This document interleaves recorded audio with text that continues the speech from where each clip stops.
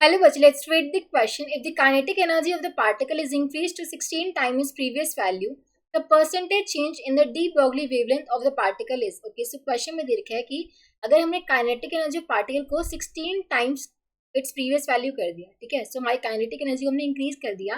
पहले हमारी kinetic energy K थी, तो हमारी final kinetic energy क्या होगी है 16 times its previous value. हमें बताना है कि percentage change in the de Broglie wavelength of the particle कितना होगा.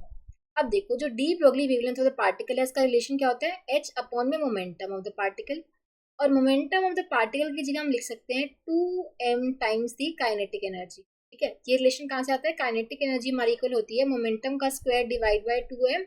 यहाँ से मोमेंटम ऑफ द पार्टिकल क्या हो जाता है square root of 2m into में काइनेटिक एनर्जी. ठीक है, अब यहाँ पे हम देख सकते हैं कि जो लैम्डा है that is inversely proportional to square root of kinetic energy. ठीक है, सो हमारी इनिशियल वेवलेंथ लैम्डा 1 हम लिख सकते हैं h divide by square root of 2m into में काइनेटिक एनर्जी इनिशियल क्या थी k थी. फाइनल वेवलेंथ कितनी हो जाएगी h divide by square root of 2m into में फाइनल काइनेटिक एनर्जी क्या होगी 16 की. ठीक है, अब देखो 16 बाहर आ जाएगा तो h divide by 4 square root of 2m की हो जाएगा. ठीक है, यानी कि ये हो जाएगा h divide by square root of 2m की जगह मैं लिख सकती हूँ लैम्डा 1, तो ये हो जाएगा लैम्डा 1 बाय 4. ठीक है, यानी कि काइनेटिक एनर्जी को 16 टाइम्स करने थे, जो हमारी वेवलेंथ है वो क्या हो गई है 1/4 हो गई है. राइट, तो यहाँ से लैम्डा 2 माइनस लैम्डा 1 में देख सकती हूँ क्या आ जाएगा लैम्डा 1 बाय 4 माइनस लैम्डा 1 क्या आ गया -3 लैम्डा 1 बाय 4. यानी कि हमारी जो देख ही सकते हैं कि हमारी वेवलेंथ क्या है डिक्रीज हो रही है ना.